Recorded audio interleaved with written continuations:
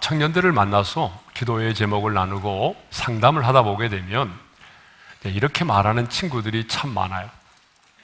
목사님, 저는 솔직히 잘하는 것도 하나도 없고 내놓을 만한 것이란 아무것도 없어요. 그렇다고 남보다 외모가 뛰어나느냐? 그것도 아니고, 또 내놓을 만한 스펙도 없어요. 제가 왜 살아야 하는지를 모르겠어요. 제가 그냥 싫어요. 이렇게 말하는 친구들이 정말 많습니다. 이렇게 자존감이 낮고 또 자신에 대하여 별 볼 일 없는 사람이라는 이 부정적인 자아상을 가지고 있는 청년들이, 우리 성도들이 참 많습니다. 여러분, 이렇게 부정적인 자아상, 패배의식을 가지고 살아가는 사람들은요, 특징이 하나 있는데 끊임없이 자신을 누구와 비교하며 살아간다는 것입니다. 부정적인 자아상을 가진 사람의 특징은요, 끊임없이 비교하며 살아갑니다. 그러므로 부정적인 자아상을 가지고 있는 사람은요, 결코 도전하거나 전진하는 삶을 살 수 없어요. 성공적인 인생을 살 수가 없어요. 당당하게 인생을 살아갈 수가 없습니다. 좀 더 심하게 말씀드리면, 이 부정적인 자아상과 패배의식을 가지고 있는 사람은요, 하나님도 어찌할 수가 없어요. 여러분, 성경을 보세요. 이렇게 부정적인 자아상과 패배의식을 가지고 있는 사람을 하나님이 들어 사용하신 적이 있나요? 없어요. 그래서 하나님은요, 어떤 사람을 도구로 사용할 때는 그 사람에게 새로운 비전을 주시고 또 새로운 이름도 주시고 새로운 건강한 자아상을 갖게 하셔서 그 사람을 도구로 사용하셨습니다. 그런데 오늘 많은 하나님의 사람들이 자신에 대하여 부정적인 자아상을 가지고 이 세상을 살아가고 있습니다. 분명히 예수를 믿음으로 하나님의 자녀가 되었음에도 불구하고 나는 별 볼 일 없는 사람이야, 나 같은 사람이 뭘 할 수 있겠어, 나는 이 세상에 태어나서는 안 되는 사람이었어, 이렇게 아주 잘못된, 견고하게 굳어진 이런 부정적인 자아상을 가지고 이 세상을 살아가고 있습니다. 그런데 오늘 본문을 보게 되면 하나님께서 오늘 저와 여러분들을 향해서 이렇게 말씀을 하십니다. 4절 상반절이죠. 다 같이요. 내가 내 눈에 보배롭고 존귀하며. 다시 한번 읽겠습니다. 다 같이요. 내가 내 눈에 보배롭고 존귀하며. 무슨 말입니까? 너는 내 눈에 보배롭고 존귀한 자라는 말입니다. 이 보배롭다라고 하는 말의 이 원형이 약하르라고 하는 말인데, 이 단어의 뜻은 뭐냐 그러면 기중이 여기다, 그리고 가치가 있다라고 하는 말이에요. 그러니까 하나님께서 우리 자신을 어떻게 여기냐 그러면 정말 무엇과도 비교할 수 없는 가장 가치가 있는 존재로 우리를 여기신다는 거예요. 또 존귀한 자라고 하는 말 있잖아요. 이 말은 카바드라는 말인데요, 이 말의 뜻이 무겁다라고 하는 말이에요. 그래서 구약 성경에도 부모를 공경하라는 말이 나오는데, 그 부모를 공경하라고 하는 말을 사용될 때에 공경하라는 말이 뭐예요? 바로 카바드입니다. 무겁다. 그래서 제가 어버이 주일에도 이런 설교 한 적이 있잖아요. 부모를 공경한다고 하는 것은 부모를 가볍게 여기지 않고 무겁게 여겨서 내가 그 부모를 존중히 여기는 것이다. 그런데 하나님께서요, 우리를 무겁게 여기신다는 거예요. 우리 자신에 대해서 가볍게 여기지 않고 우리 자신에 대해서 굉장히 무겁게 여기면서 우리를 존중히 여겨주신다는 거예요. 이게 바로 뭐예요? 존귀하다는 거예요. 보배롭고 존귀하다는 말입니다. 그런데 공동번역에서는요, 이 말씀을 아주 재미있게 표현했어요. 우리 한번 읽어볼까요? 다 같이요. 너는 눈에 넣어도 아프지 않을 나의 귀염둥이, 나의 사랑이다. 여러분, 우리도 흔히 자식들을 뭐라고 말하냐면 내 눈에 넣어도 아프지 않을 자식이라고 말하잖아요. 얼마나 사랑스럽고 귀하면 내 눈에 넣어도 아프지 않을 게 내 자식이라고 말해요. 그런데 하나님 아버지께서 오늘 저와 여러분들을 향해서 뭐라고 말씀하십니까? 너는 내가 내 눈에 넣어도 아프지 않을 나의 귀염둥이, 나의 사랑이야 라고 말씀하십니다. 근데 자신있게 아멘을 못 하시네 보니까. 그러면 하나님이 언제 누구에게 이 말씀을 하셨느냐라고 하는 것은 참 중요해요. 하나님께서 언제 누구에게 너는 내 눈에 보배롭고 존귀한 자야 라는 말씀을 하셨느냐는 거예요. 우리가 지난주에 살펴보았지만 이스라엘 백성들이 바벨론에 대한 하나님의 심판의 소식을 듣고 막 정체성이 흔들리고 그리고 낙심하고 두려워 떨고 있을 때예요. 네? 할례를 받은 택한 선민인 우리가 어떻게 할례를 받지 않는 이방인들에 의해서 멸망을 당할 수 있다는 말인가? 어떻게 하나님의 임재가 있는 성전이 이방인들에 의해서 무너질 수 있단 말인가? 정말 하나님은 살아계신가? 정말 하나님은 여전히 우리를 사랑하시는가? 아니면 우리를 버리셨는가? 어떻게 보게 되면 자신들이 실패한 사람들처럼 보였어요. 아니, 이방 사람들로부터는 조롱과 멸시를 받을 수밖에 없는 그런 상황 가운데 있었단 말입니다. 그런 상황 속에서 하나님의 사람으로서의 막 정체성이 흔들리고 실패한 사람처럼 보이고 낙심하고 두려워 떨고 있을 때에 하나님께서 하신 말씀이 뭐예요? 너는 내 눈에 보배롭고 존귀한 자야. 그들이 여러분 잘 나갈 때가 아니에요. 형통할 때가 아닙니다, 여러분. 그러므로 이 말씀은요, 비록 너희가 나의 징계 가운데 있을지라도 바벨론의 포로로 끌려가서 노예 생활을 하고 있다고 할지라도 여전히 너는 내 눈에 보배롭고 존귀한 자라고 하는 것입니다. 그렇습니다, 여러분. 내 눈에는요, 내 자신이 별로 아는 것도 없고 가진 것도 없고 뛰어난 것도 없어서 굉장히 초라하게 보일 수 있습니다. 정말 내 자신이요, 한심하게 보이고 별 볼 일 없는 사람처럼 보일 때가 있어요.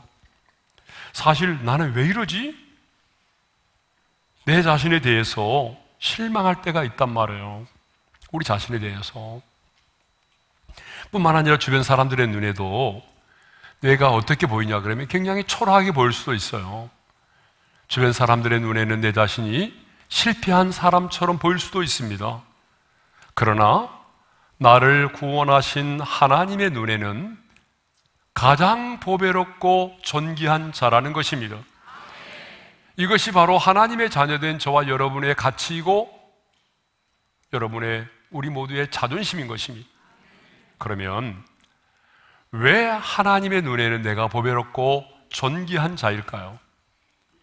그 첫 번째 이유는요, 내가 하나님의 소유된 존재이기 때문에 그렇습니다. 자, 우리 1절 하반절의 말씀을 읽겠어요. 다 같이요. 내가 너를 구속하였고 내가 너를 지명하여 불렀나니 너는 내 것이라.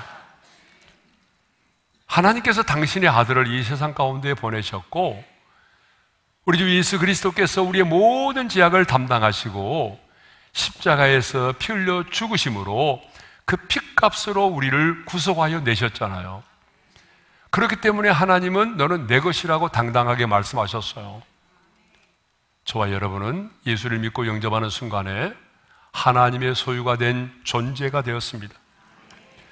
그런데 여러분, 정말 중요한 게 있어요. 그게 뭐냐 그러면 진정한 가치는 누구의 소유냐에 따라서 결정된다는 거예요.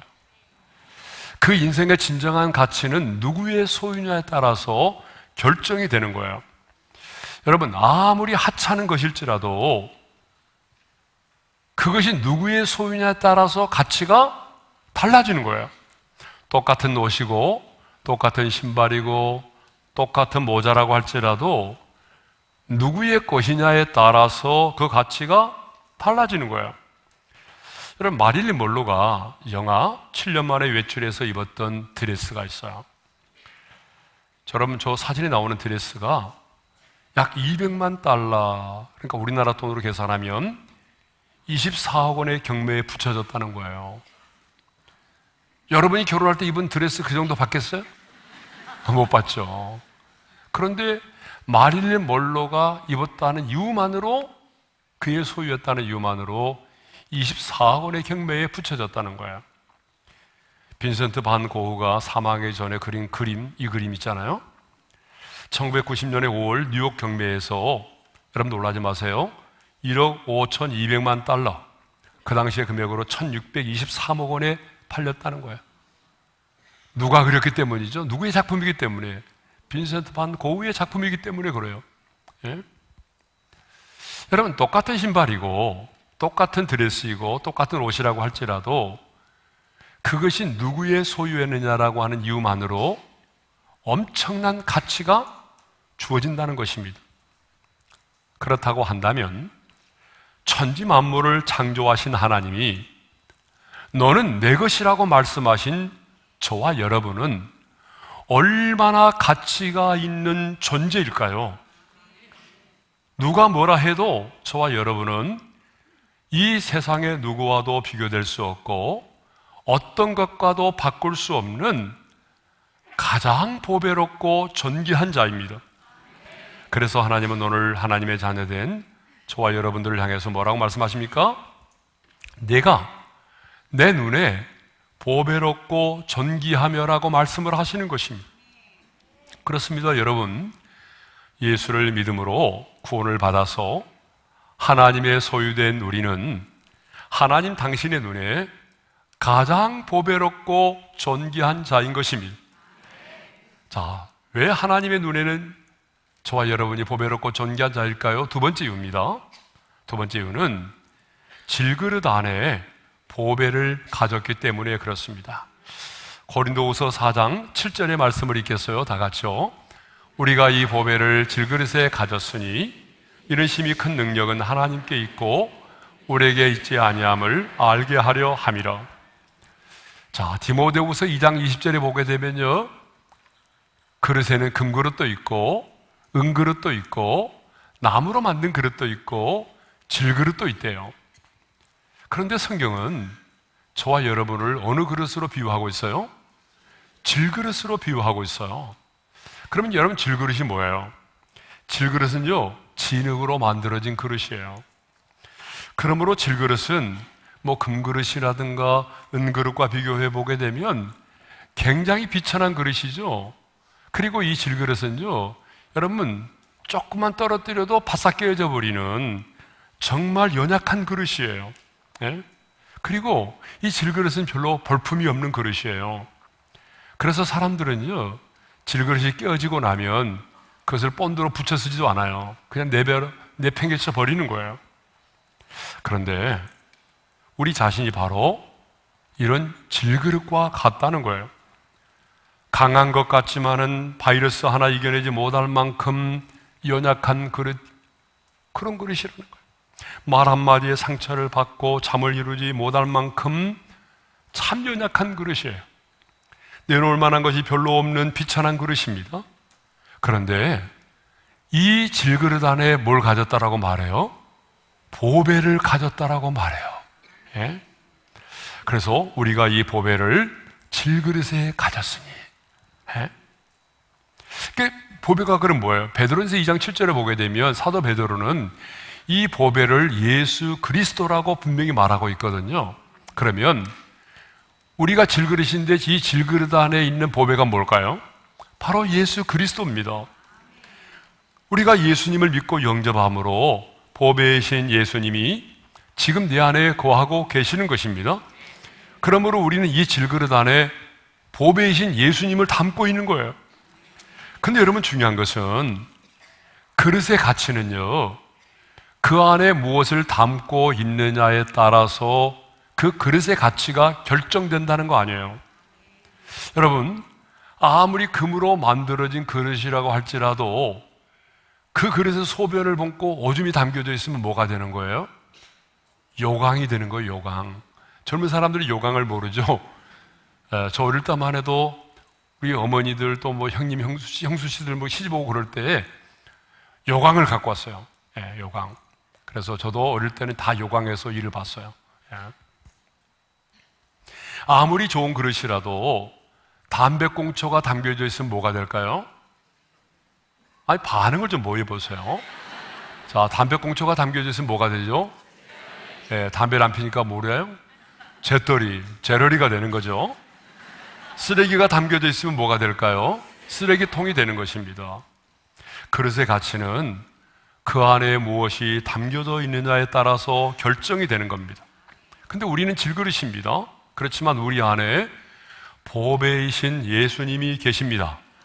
그러므로 내 인생의 가치는요, 나의 스펙과 외모와 역량에 따라서 결정되는 것이 아닙니다.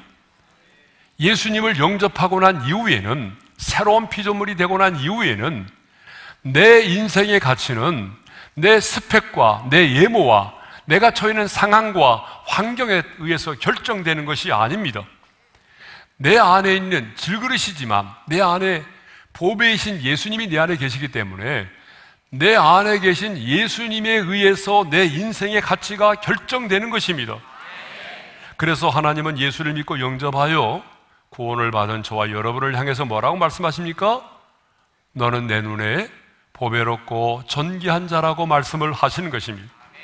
정말 안타깝게도 많은 하나님의 사람들이 내가 너를 보배롭고 존귀하게 여기노라고 하는 이 하나님의 음성을 받아들이지 않고 있어요. 하나님을 믿는다고 말하면서도 너는 내 눈에 보배롭고 존귀한 자야 라고 하는 이 하나님의 음성을 받아들이지 않는다는 거예요. 아니, 나를 향한 하나님의 평가를 받아들이지 않는다는 거예요. 그 이유는 내 자신의 평가와 하나님의 평가가 너무나 다르기 때문에 그렇습니다. 나는 내 자신에 대해서 어떻게 평가해요? 한심하고 별 볼 일 없는 사람이라고 생각하잖아요. 그런데 하나님은 뭐라고 말씀하셔요? 너는 내 눈에 보배롭고 존귀한 자야 라고 말씀하시잖아요. 그러니까 이렇게 내 자신의 평가와 하나님의 평가가 너무나 다른 거예요. 여러분, 성경을 보게 되면 내 자신의 평가와 하나님의 평가가 너무나 달랐던 대표적인 사람이 있어요. 바로 사사 기드온입니다.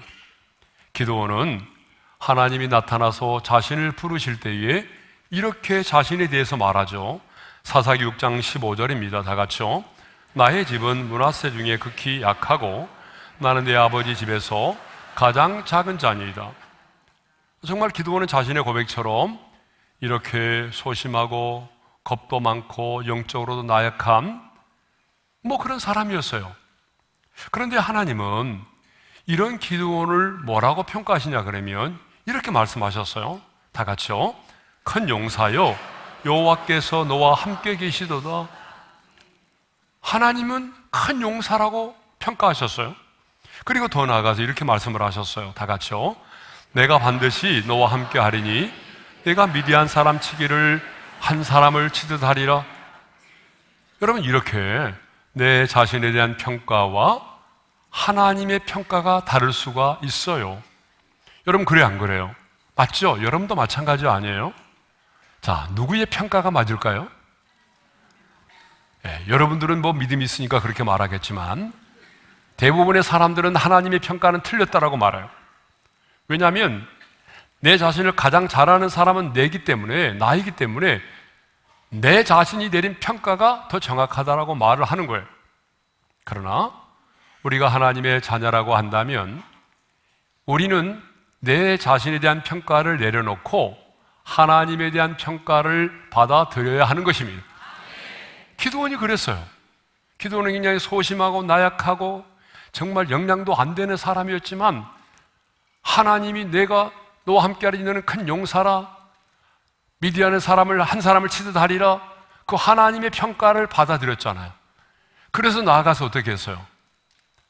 300명의 기드온 용사가 나가서 14만 5천의 미디안의 군대를 물리쳤잖아요. 예.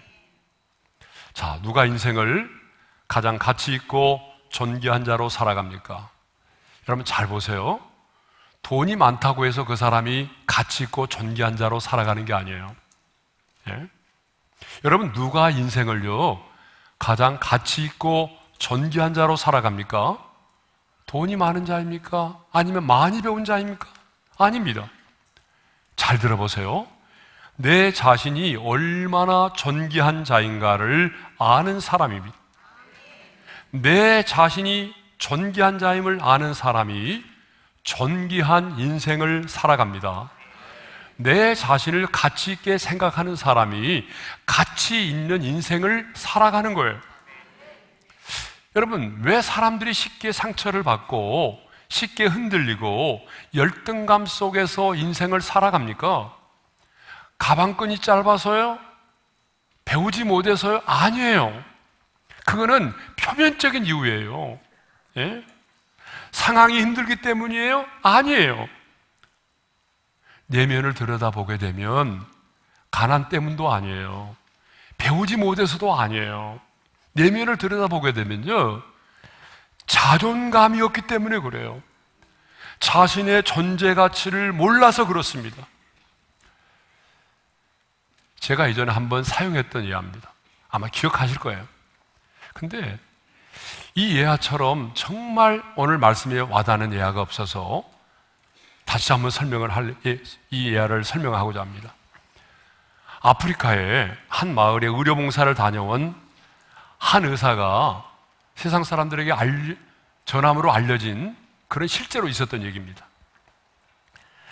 자신이 의료봉사를 하던 그 마을에 예국에서 축산기술을 배우고 기양한 아주 장래가 촉망되는 청년이 있었습니다.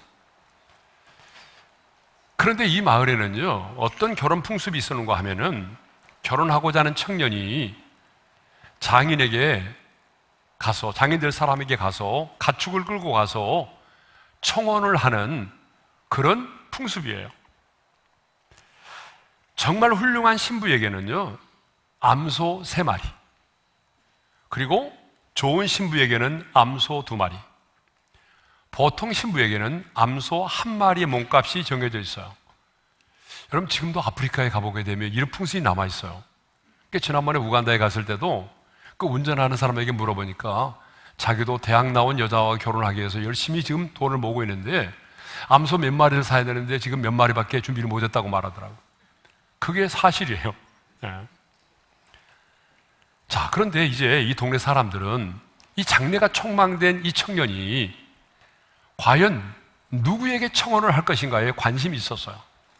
그런데 어느 날 마침 이 청년이, 여러분, 암소 3마리도 아니고 암소 9마리를 끌고 드디어 집을 나섰어요.